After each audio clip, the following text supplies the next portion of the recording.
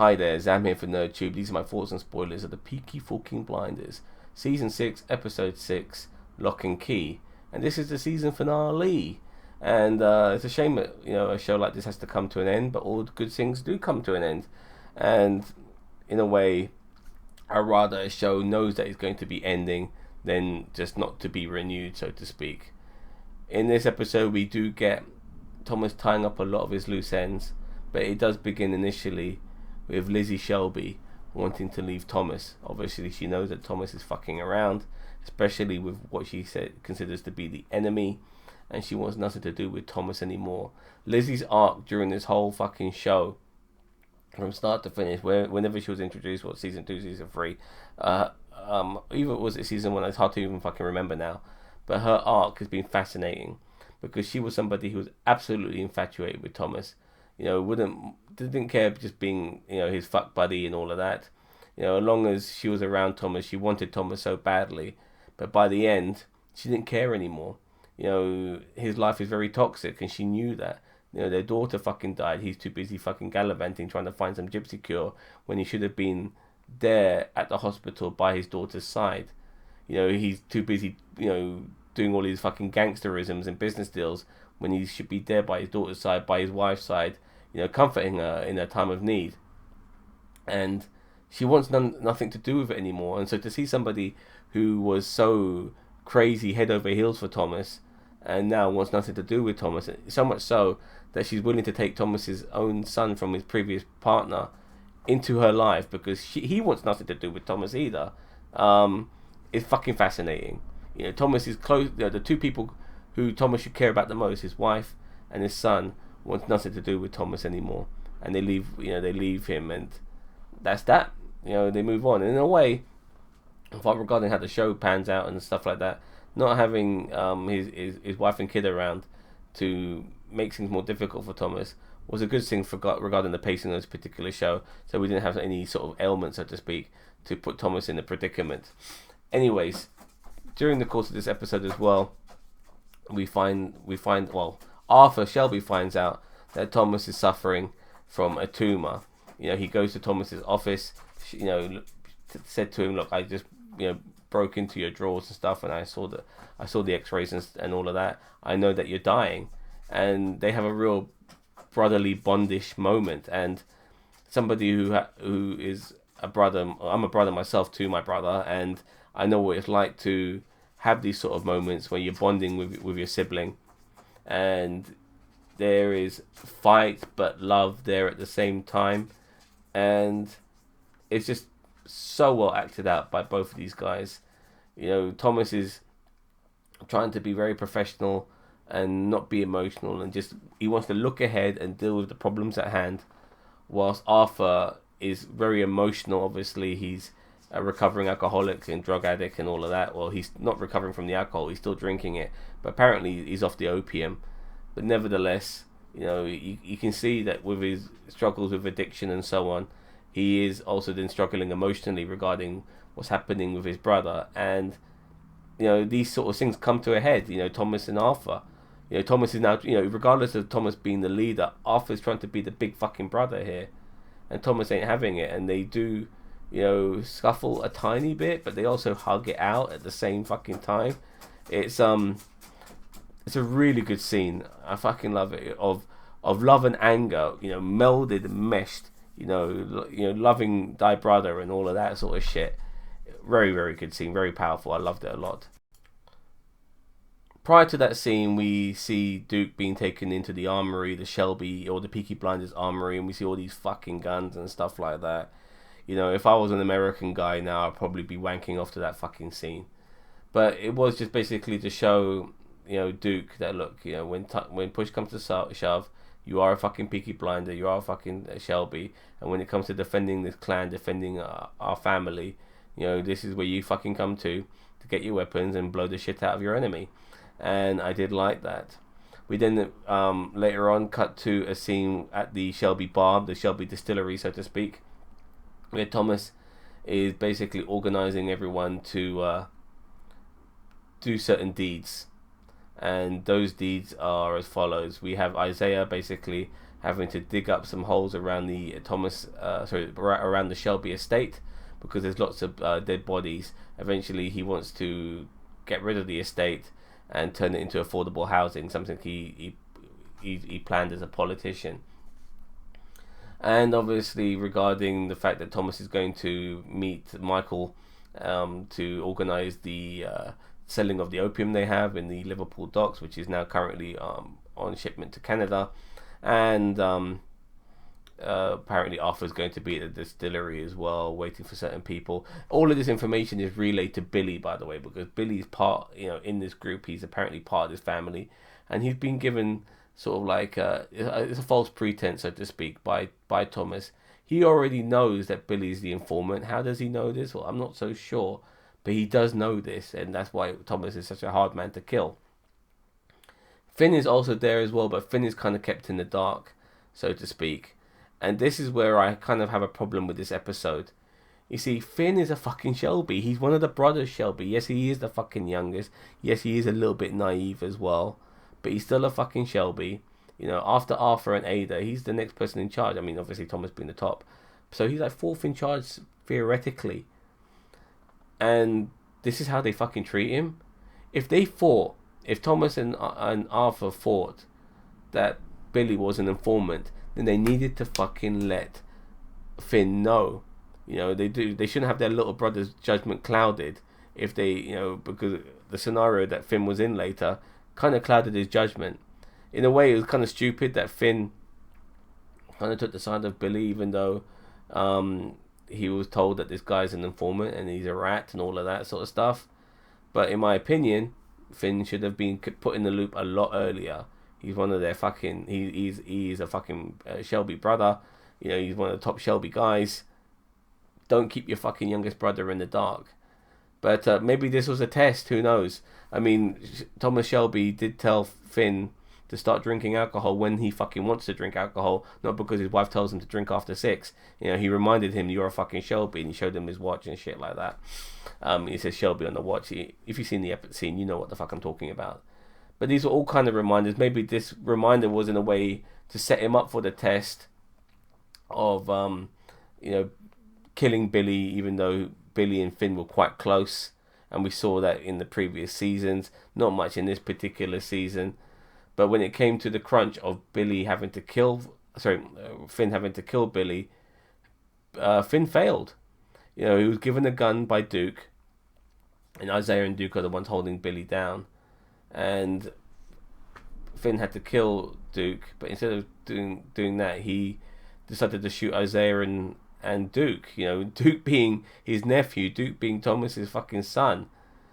And Duke already knew that this was going to happen because he was informed by his Uncle Charlie to keep 2 chambers empty in the gun when he hands it to Finn to kill Billy. So he kind of anticipated that Finn might, backstab Duke and Isaiah. And if they're anticipating these things, then what the fuck, man? I said keep fucking Finn in the loop. If he assumes that Billy's a good guy, then he needs to know that Billy isn't. And these are like sort of the learning curves, considering he's the youngest of the fucking Shelby brothers. But nevertheless, Finn fails his fucking test. He decides to kill the other 2 guys. Fails by doing that because the gun's empty. And then he gets ostracized by Duke, who reminds Finn that even though you're a fucking Shelby, so am I. And you're never going to be with this family again. And it's really sad in a way. It really is to do this to the youngest of the Shelby brothers. But this is how it is. And Finn Shelby must be really pissed off. And this is something, in my opinion, that if they do a movie later on, will be one of the arcs in the film that might come back to haunt Thomas or so on. And I'll get to that a little bit later. But yeah, I'm not really happy how this all panned out. In my opinion, not a good way to deal with Finn Shelby. Now, with Billy being the informant for the bad guy, so to speak, before he got killed off, he obviously relayed a lot of this information to the enemy, and so the Shelbys are actually waiting for them. First, we do see Michael after fucking his wife. He knows a few things regarding Thomas, him having an illegitimate son and all that bollocks, and he has been told that he has to kill several members of the Shelby family, even though he doesn't want to. He just really wants to kill Thomas, but he's been also told to kill fucking Arthur. But once again, the Shelbys know all of this because they knew that Billy was the informant. So Billy informing all this shit to the enemy, they were already prepared for a retaliation. First of all, we have Arthur getting drunk in the Shelby bar. He's obviously waiting for the IRA guys to come and kill him because the IRA's work for Michael and his organization, and they fail in doing so. They get ambushed by the Peaky Blinders, and when they get taken outside, unfortunately for Arthur, one of the IRA guys has a sniper who shoots Arthur in the shoulder. But as we all know in movies, getting shot in the arm and shot in the shoulder is not a death sentence. And we then get a shootout on the streets. Eventually, the Peaky Blinders use some tear gas to lure out the bad guys, or to disable them, so to speak. They put some gas masks on, and then they finish off the IRA guys, as well as getting a nice machine gun scene from Jesus as well, which was pretty cool. And I like the way that IRA lady, she's always trying to talk her way out of problems. Talk. That's how she resolves issues. So she's a very callous lady, happy to fuck over people, but when she gets fucked over, she thinks she can talk it out. And she doesn't talk it out. She gets reminded that she was the person who killed Polly Gray, and before she has the chance to say anything else, Arthur kills her. And good riddance, I may add. She fucking deserved to die. We then cut to one of the more meatier scenes in this particular episode, and that is the scene in France, this French island, which we saw in the first episode of this particular season. And Michael and his goons are there to basically do business with Thomas Shelby regarding the opium. As far as they're concerned, Thomas is going to be selling them opium. Now, Thomas already knows that he's going to get fucked over by these guys, and it's really funny because, he goes into a bar. All of Michael and Thomas's goons are there. They could have just killed him there and then, but no. Michael wants to kill Thomas in this unusual way, which is to blow him up, IRA style, so to speak. And he puts a bomb in his car, and he expects Thomas to sit in the car with him, whilst he then pretends that he's forgotten his fags in the bar. So when he leaves the car, Thomas is in the car by himself, and the car blows up, and Thomas is dead. That's the plan. But because obviously Thomas knows that Michael's trying to kill him, the bomb gets put into the goons' car, because all the goon squad are in that fucking car. And when that car blows up, Michael's entire fucking crew is dead, and it's just Thomas and Michael. And Thomas has his gun out ready to kill Michael. Michael can't talk his way out of this particular problem, and unfortunately for Thomas, he's ended up having to kill Michael, and he puts a bullet in his eye, as you can see in this picture next to me. And that's the end of Michael Gray. I don't feel that's the end of his problem with the Greys, because Anya Taylor-Joy's character is still around, and Jack Carlson's character is still around. And once again, that goes into the movie. If there is a fucking movie, and I'll talk about that a bit later, as I said earlier. But yes, Michael Gray is dead, and it's a shame, really, because Thomas had to kill, a family member, his cousin. I mean, why would you want to fucking kill your cousin? But unfortunately, he did, and that's how it goes. That's the life of a gangster for you. And I really do feel sorry for Michael to a degree, because in that episode that season with Adrian Brody, where he played the gangster coming to America to avenge his parents, we saw Michael put in a precarious position, so to speak, where he had to choose between Thomas and his mum. And he chose his mum. I mean, that was the right thing to do as far as he was concerned. And in a way, that kind of turned Michael heel, made him into a villain, made him into an antagonist for Thomas. And that's just how it panned out for him. And somebody who should have been part of that family ended up going against that family. And he is family at the same time. So it's a real shame how it all panned out for him. And he ended up getting killed as well. After the death of Michael, Thomas is back in the bar and he's drinking whiskey and stuff, and then Alfie pops in, good old Alfie, and he's really happy now because he's going to be taking over the opium business in Boston, and it's going to make him a very powerful and very rich man. And so yes, he's very much looking forward to seeing what the future holds for him with him and Thomas. But I'm always suspicious of Alfie. He has backstabbed Thomas on several occasions. I don't know why Thomas would want to still do business with someone like Alfie, but nevertheless, they're in business together, and if we do get a movie, we'll see how that pans out as well. So with Thomas wanting to build affordable housing for the people of Birmingham, one of the last things he does is that he blows up his estate. And we see that picture of his estate being blown up in the picture alongside me as he walks off, because, you know, cool guys, they always walk away from explosions and so on. This is another reason why you wanted those bodies digged up by Isaiah and the rest of his crew, because if they're going to be building new land on this property, they don't want to be finding any dead bodies or bones and stuff like that, because then it could go back to Thomas, especially as he used to own that property. So the land is blown up, and then we kind of, you know, life has kind of gone full circle for the Shelby organization. You know, they're now living out of caravans again, and we see them, you know, in the fields, in the woods, having a massive banquet, so to speak, gypsy style. And Thomas basically leaves the reins to Ada Shelby, his sister. Arthur is away, because Arthur already, as far as he's concerned, knows that Thomas is going to die, and nobody else knows of Thomas's medical condition. It's just too much for Arthur, so he decides to go fishing, and so he leaves.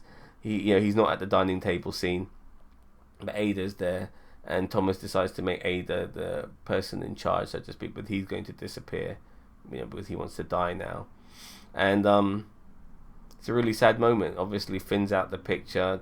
Arthur's a fucking recluse and an ex-junkie or junkie, so to speak, or an alcoholic and all of that. So he's not fit to be a leader.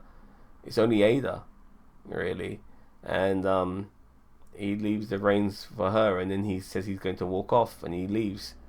And it's a really sad moment. He says goodbye to a few people, and then as he walks off, Ada wants to know what the fuck's going on, because she has no idea about Thomas's medical condition. But then we cut to a month later, and we see Thomas living out of a caravan. He's like drunk on the floor, so to speak, and he's wasting away, and he prepares his suicide, because this is what it's all about. He doesn't want to turn into a cabbage or a vegetable, so to speak. He doesn't want people looking after him. He's always looked after himself. So he's going to kill himself before he does, you know, as far as he's concerned, deteriorate any more than he feels that he already is, because we all know that he's suffering from epileptic fits and seizures and shit like that. So as far as he's concerned, that's all to do with this tumor that he's got inside him. And before he decides to kill himself, as he does his ritual to kill himself, and he has a bullet with his name on it, he gets a vision from his dead daughter, and his dead daughter tells him, you know, you're not supposed to die just yet. And it kind of reminds me of Black Panther and that Wakanda scene and stuff like that, where he's in the spirit world and all of that bollocks. But nevertheless, he's not supposed to die just yet, and he gets lured by his dead daughter's ghost to the campfire that he had built by his caravan site, and he sees some burnt newspaper there, but the newspaper is not completely burnt. And as he sees a photograph on that newspaper, he sees a picture of his doctor, the very doctor who told him that he had a tumor, at the wedding of Oswald Mosley in Berlin, where Adolf Hitler was like the priest, so to speak, who did the wedding ceremony for him. So he realized that his doctor is working for Mosley, and that picture kind of confirmed that. So he realizes that he's been duped, and it all comes together, and he came very close to killing himself, you know, because of this particular plan hatched by Mosley. So he goes to visit that doctor, and we see a picture of him beneath me, the doctor that is, with a gun at his head, because, you know, Thomas Shelby is really pissed off because many people have tried to kill him and they've all failed. And so his enemies realize that maybe the best way to kill Thomas Shelby is to get him to kill himself. But that also failed. And Thomas is now ready to give that doctor some payback. But for some reason he doesn't. You know, the gun is like there, and then he goes there with the gun, so he shoots away. So if this is where the gun is right now, and it's over the doctor's head, he then moves the gun here, and then he fires the gun and doesn't kill the doctor. Maybe he wants the doctor to find out that yeah, you know, let your your friends know that you tried to kill me and you used this particular method and it also fucking failed. You know, and don't shoot them. You know, leave one person alive to get the message back to your enemies and all of that sort of bollocks. Maybe that's what he did. Who knows? But in my opinion, he should have killed that fucking doctor. Nevertheless, he goes back to his caravan, and the doctor earlier on, by the way, saw Thomas's caravan in the distance and asked one of his handymen to burn it down. So when Thomas goes back to his caravan is on fire, and all his belongings in there are burning. But Thomas still has his horse, the horse that he was using to move his caravan about, and he jumps on his horse, rides off into the distance, as we see from within the burning caravan, him on his horse riding off, and the episode ends, and that is the end of the series of the Peaky fucking Blinders. Now, in my opinion, there are certain things that still need to be resolved. Not everything was resolved. Jack Carlson wasn't in this episode. That hasn't been resolved. Anya Taylor-Joy's character will probably want payback for her husband dying. That needs to be resolved. Obviously, Finn Shelby being ostracized, that might come back to haunt Thomas in the future. That might not need to be resolved. There's so many things that need to be resolved, in my opinion. Oswald Mosley and all of that. And this is where the idea of a movie might come into play. Yes, the season is ended. The series is ended. It's a shame. You know, all good things do come to an end. But if the rumors of a movie is to be the case, then they can definitely do a 2.5 hour film where they can tackle these particular issues and resolve them as well. We all thought that Thomas was going to possibly die at the end of this episode. You know, it did kind of lead up to those particular things, especially when we found out that he was suffering from a medical condition. But to know that this was a scam and that he's not dying, probably, you know, it's got the fire burning within him to basically fuck over the people that tried to fuck him over. You know, to this particular level, they tried to get him psychologically to kill himself. You know, it's absolutely fucking crazy, and you probably want payback for that. And you're probably running back to the Peaky Blinders themselves, the Shelby family, to let them know that, you know what, I'm not gone, I'm still here.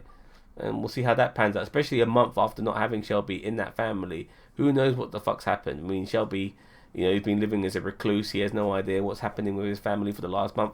A lot of things could have changed. You know, maybe Arthur decided to go in charge. Maybe Ada didn't want to run a criminal organization as well as be a politician, which is something Thomas suggested Ada should be, as a politician. Who knows? But it'll be interesting to see where things pan out.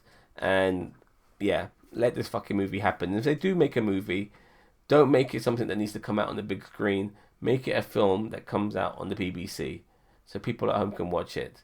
Because a film like this, even though the show's very popular, you know, if you bring it out on the box office, it's not necessarily going to make bank, because it's only going to be for people who watch Peaky Blinders. And Peaky Blinders is a very popular show worldwide, but I don't think it necessarily has the same sort of levels of popularity as, say, something in the Marvel universe or something along those particular lines. So even though it has millions and millions of people who love this particular show, it might be a combination of a worldwide audience and not necessarily millions of people in every country in the world, so to speak. But regardless of that, I want this fucking movie to happen. I do feel there is certain loose ends that haven't been tied up, even though so many of them were tied up in this particular season. Not all of it has been tied up, and we need to resolve these issues. And whether Thomas dies in the movie or not, I'm fine with that. If a Peaky Blinders film happens to be the very last thing we get from the Peaky fucking Blinders, but let this film fucking happen. Talk about it. You know, speak up about it. When you want something to happen, you need to get that rumor mill moving. You know, because if you don't, then it's not gonna fucking happen. So let's just keep talking about it. Let's fucking keep bringing it up now and again. All of this bollocks, and let this fucking movie happen. The series is done. That's great, but we need to resolve these other issues with a fucking film and make it a decent length movie as well. Alright, let me know what you think of the Peaky Blinders, the entire season, this fucking episode. Leave a comment below and let me know. And don't forget to like, share and subscribe to NerdTube. We are the greatest YouTube channel you never heard of. Take care. Bye bye.